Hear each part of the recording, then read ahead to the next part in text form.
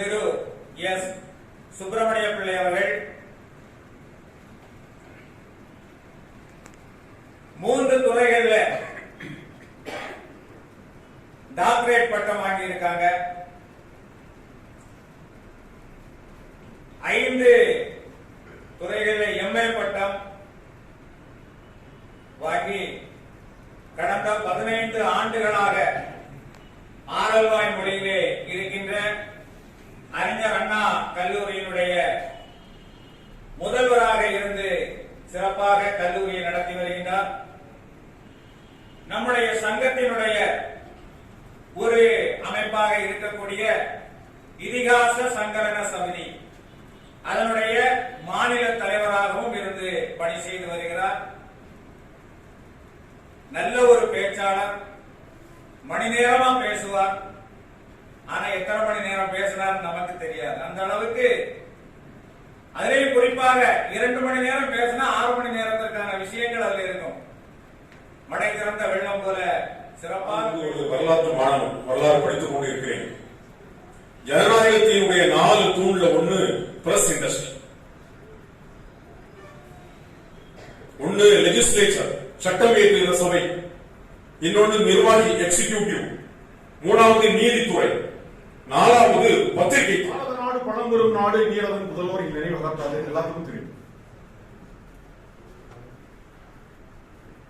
உலகத்தில் தோணின முதலாவது மதமே இந்து மதம் தான், சனாதன தர்மம். இந்த இந்து மதத்துக்கு அடிப்படை என்னன்னு கேட்டா நம்பிக்கையா. என் மத நம்பிக்கையை எவரும் விமர்சனம் செய்ய முடியாது. 2002 ஒரு நிகழ்வு நடக்கிறது. பரிசுத்த போப்பரசர், உலகத்தில் உள்ள கத்தோலிக்க பெருமக்களினுடைய தலைவர் போப் ஜான் பால் II, அவர் இந்தியாவுக்கு வரார். டெல்லி பாலம் விமான தளத்தில் அவரை லிப்ட்ல இறக்கி கொண்டு வராங்க. அவருக்கு முட்டு சரியா ஒர்க் ஆகாது. தரையில இறங்கின உடனே என்ன பண்றாருன்னா மண்ணில் முத்தம் கொடுக்கிறார். சாதாரணமா அந்த மாதிரி ஒரு பழக்கங்க கிடையாது. மண்ணுக்கு முத்தம் கொடுக்க வழக்கம் நம்ம நாட்டில் இல்ல. அந்த மனுஷன் இறங்கி வயசான ஆள், அப்பவே 90 வயசாச்சு. அவன் லத்தீன் அமெரிக்கால பெரும் நாட்டை சார்ந்தவன். இங்க அவர் விழுந்து முத்தம் கொடுக்கிறார். கொடுத்து எந்திரிச்சுட்டார். அவரை தூக்கி கொண்டு போறாங்க. பாலம் விமான நிலையத்தில் ஒரு பத்திரிகையாளர் சந்திப்பு நடக்கிறது. பத்திரிகையாளர் கேட்கிறார்கள், பரிசுத்த பாப்பரசர் அவர்களே, நீங்க இந்தியாவில் வந்த உடனே இறங்கின உடனே தலையில நீங்க முத்தம் கொடுத்தீங்களே, இந்த ரகசியம் தெரிஞ்சுக்கலாம். அவர் சொன்னார், இயேசு கிறிஸ்தெல்லாம் பிறப்பதற்கு பல்லாயிரக்கணக்கான வருடங்களுக்கு முன்னால உலகத்தில் தோணின முதலாவது மதம் சனாதன தர்மத்தின் சொந்தம் இந்த பூமி, கர்ம பூமி இது. நான் அதை மதிக்கிறேன் சொல்லி முத்தம் கொடுத்துட்டு ஒரு விஷயத்தை சொன்னார். It is a virgin soil yet to be cultivated. இது கன்னி பூமியாக இருக்கிறது. நாங்க நிறைய விவசாயம் செய்ய போறோம். நாங்க இது கன்னி பூமி, நாங்க நிறைய மதமாற்றம் செய்ய போறோம் சொல்லிட்டு போனார். சொல்லிட்டு போயிட்டாரு. வேட்டிக்கன்ல ஒரு பெரிய அரண்மனை இருக்கிறது, அப்போஸ்தலிக் பேலஸ் பேர். நம்முடைய மரியாதைக்குரிய இந்திய பிரதம மந்திரிக்கு அப்படி ஒரு வரவேற்பு. 10 நிமிஷம் டைம் கொடுத்தா 1 மணி நேரம் உட்கார்ந்து இருக்கிறார். எனக்கு தெரிஞ்சு எந்த போப்பாண்டவரும் ஒரு பிரதம மந்திரியை கட்டிப்பிடித்ததாக வரலாறு கிடையாது. இந்திய பிரதம மந்திரி கிடைத்த மிகப்பெரிய வாய்ப்புன்னா இந்திய மக்களினுடைய கௌரவம்.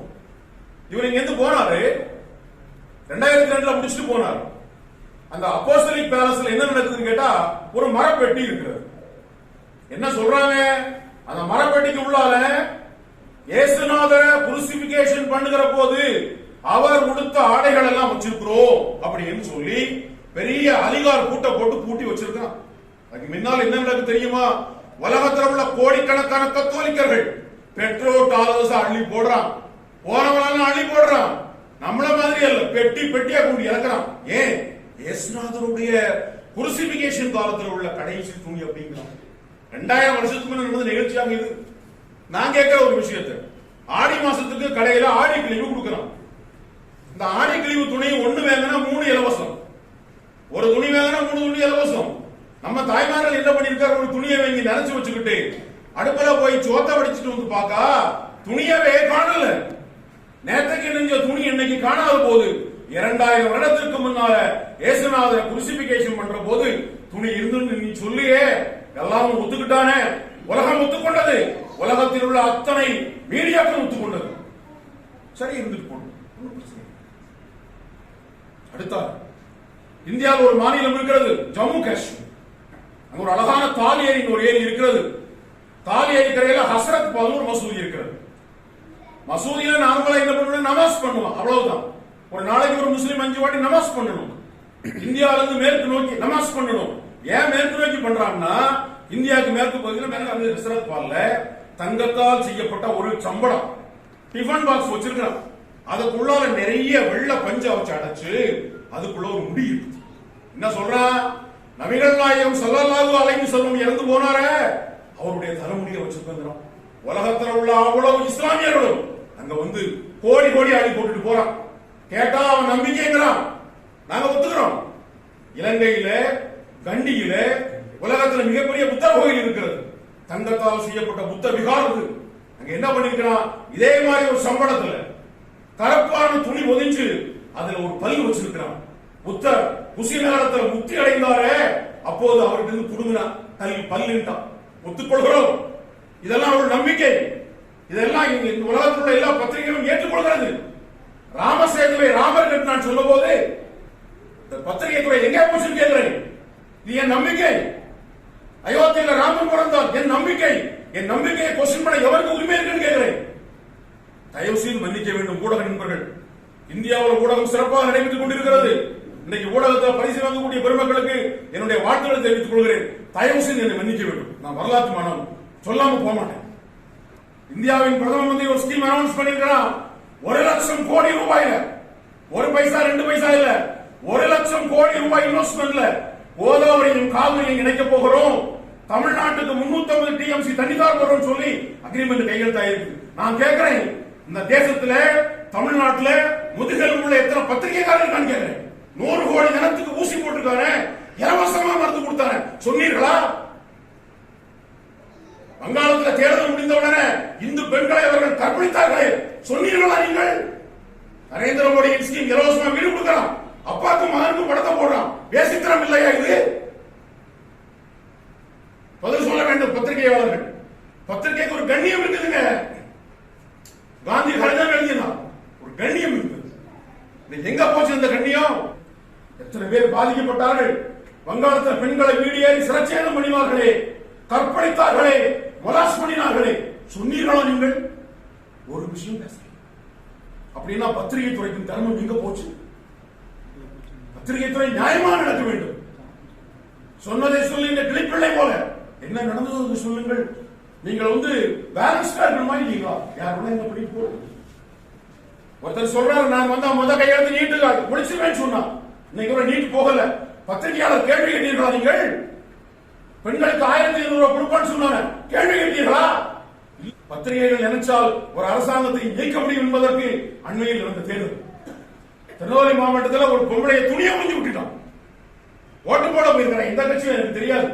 அவன் மக்களால் தேர்ந்தெடுக்கப்பட்ட ஒரு பிரதிநிதி ஓட்டு போட போயிருக்கிறான். பெண்கள் மன்னிக்க வேண்டும்.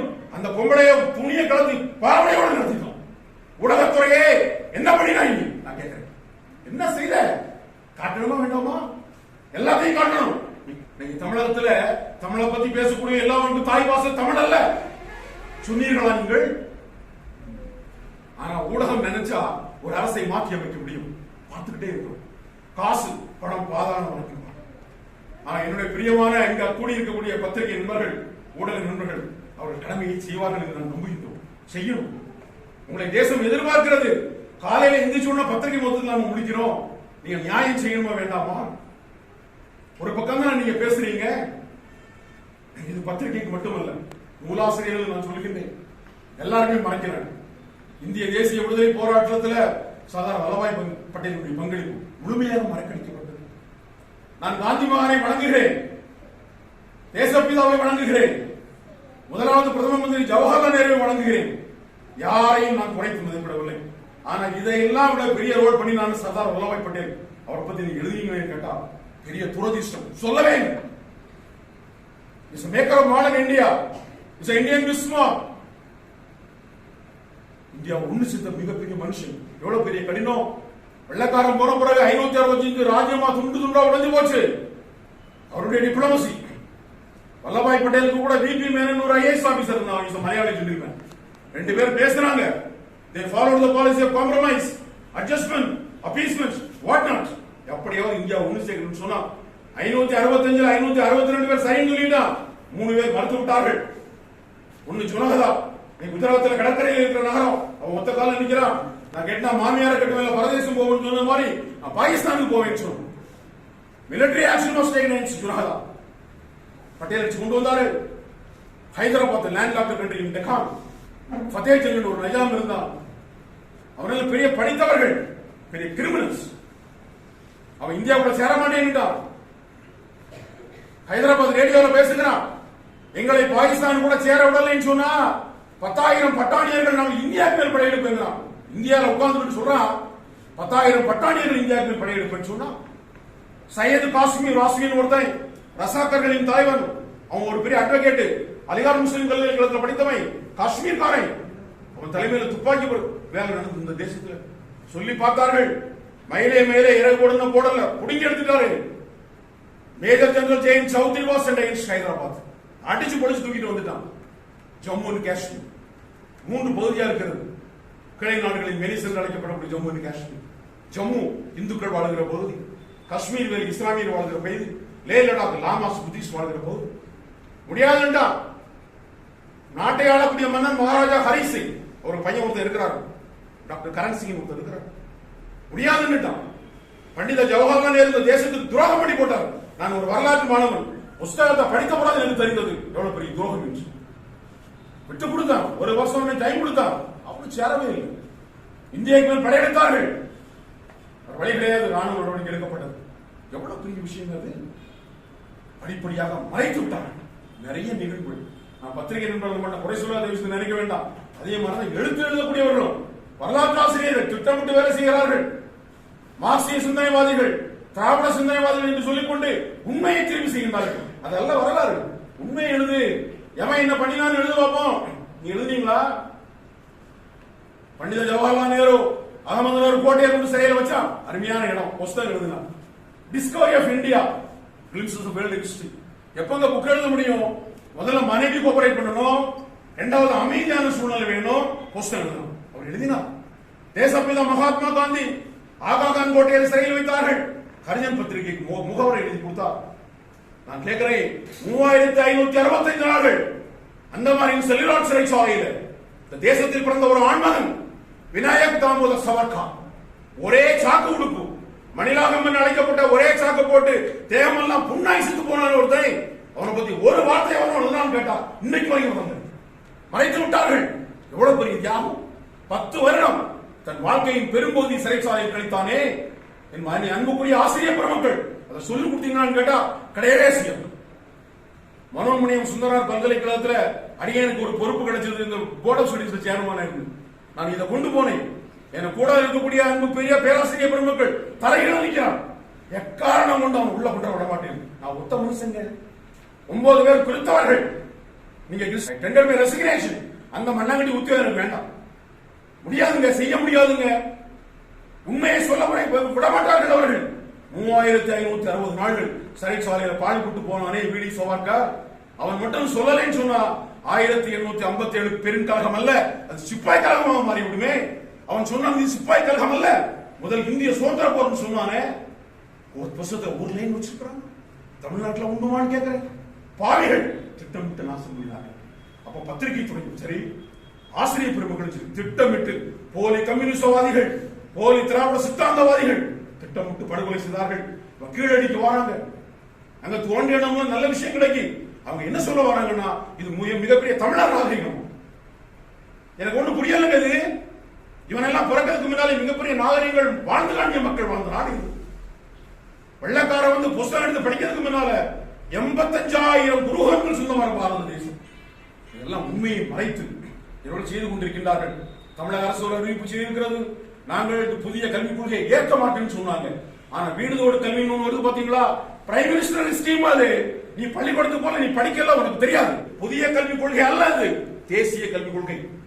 சுதந்திரத்துக்கு பிறகு ஒரு ஆண்மகன் வந்தான், நடைமுறைப்படுத்தினான். என்ன சொன்னாரு? நீ 1 மணி கூட படி, எந்த மொழி வேணா படிச்சுக்கோ. தமிழ் தாய்மொழி, தாயை விட நேசிக்கணும். நீ தாய்மொழியை படி, ஆங்கிலத்தை படி, ஏதாவது ஒரு இந்திய மொழியை படின்னு சொன்னார். ஆனா பாவிகள் என்ன சொன்னாங்க தெரியுமா? ஹிந்தியை திணிக்கிறாங்க, போய் சொல்றான், பத்திரிகை உட்பட. அவர் சொன்னார், காலையில தியரி படிச்சுக்கோ, மத்தியானம் பிராக்டிகல் படிக்கணும்னு சொன்னோம். உடனே சொன்னோம் குலக்கல்வியை கொண்டு வருகிறான். இன்னைக்கு யாரு மெட்ராஸ்ல ஒரு மாமி இருக்கிறாங்க, மைக்ரேஷன் பேர் மன்னிக்க வேண்டும், எம்ஏ சைக்காலஜி படிச்சவங்க, அவங்க பியூட்டிஷியன் கோர்ஸ் படிச்சாங்க, டெய்லி ஆயிரக்கணக்கான ரூபாய் சம்பளம் வாங்குறாங்க. அந்த மாமி என்ன பண்ணிருக்கணும்? வீட்டுல உட்காந்து சும்மா தயிர் சாதம் சாப்பிட்டுருக்கணும். மாமி என்ன பண்ணுது? வீட்டுல ஒரு சலூன் ஓபன் பண்ணி, பியூட்டி பார்லர் ஓபன் பண்ணி, அதெல்லாம் முடி வெட்டி விடுறாங்க, கண்ணுக்கு புருவத்தை தோண்டி எடுக்கிறாங்க, ப்ளீச்சிங் பண்றாங்க, முகத்தை கருப்பு சோப்பாக்குறாங்க. தேர் கட்டிங் மணி. எங்க மீன் விட்ட காசு நாரவாசின்னு கேட்கிறேன். திட்டமிட்டு சதி பண்ணுகிறார்கள். என் மரியாதைக்குரிய பத்திரிகை துறையே, நீ என்ன பண்ணிட்டு இருக்கான்னு கேட்கிறேன். தமிழ்நாட்டை நாசம் பண்ணி போட்டான். எங்களுக்கு நவோதயா ஸ்கூல் வேண்டாம், எங்களுக்கு ஒரு மண்ணாங்கட்டி வேண்டாம், நாங்க பரிசு எழுத மாட்டோம், 8ஆம் கிளாஸ் எழுத மாட்டோம், 10ஆம் கிளாஸ் எழுத மாட்டோம், 12 எழுத மாட்டோம், பள்ளிக்கூடத்திலே போக மாட்டோம், நாங்க பரிசு எழுத மாட்டோம் சொல்றோம். ஒரு தலைமுறையை நாசம் பண்ணி கொண்டிருக்கிறார். தமிழ்நாட்டு நான் 35 வருஷம் வாத்தியாருங்க, 35 பேட்ச் கூட உறவு எனக்கு உண்டு. என்னுடைய பிள்ளைய பொக்கிஷமான பிள்ளை. பீகார்காரனை விட, ஜார்க்கண்ட்காரனை விட, தாண்டேவாடகாரனை விட, காஷ்மீர்காரனை விட தமிழ் இனத்தின் தமிழ்நாட்டு பிள்ளைகள் இருக்கிற பொக்கிஷங்கள் அவனை நாசப்படுத்த திட்டமிட்டு சரி பண்ணுகிறாங்க. எனக்கு ஒரு பெரிய ஆதங்கங்க. உலகத்துக்கே கேள்வி கேட்ட விடை கொடுத்த ராமானுஜன், சீனிவாச ராமானுஜன், அவன் பிராமணன் என்ற ஒரே காரணத்துல மறக்கடிக்கப்பட்டானே. ஆசிரியர் சமூகம் என்னாச்சுன்னு கேட்கிறேன். இமெயில கண்டுபிடிச்சது யார் தெரியுமா? சிவா ஐயாதுரை ஒருத்தர், ஆலங்குளத்துக்காரன். ஒரு வார்த்தை நீங்க எழுதிருப்பான்னு கேட்கிறேன். திட்டமிட்டு சதி பண்ணுகிறார்கள். இதெல்லாம் மீட்டெடுக்க வேண்டும். பத்திரிகை துறைக்கு மிகப்பெரிய பங்கு இருக்கிறது. நான் ஏதோ பேசுறது தவறா இருந்தா தயவு செய்து மன்னிச்சுடலாம். என்னுடைய கருத்தை சொல்ல எனக்கு உரிமை இருக்கிறது. நான் படித்துக் கொண்டிருக்கிறேன்.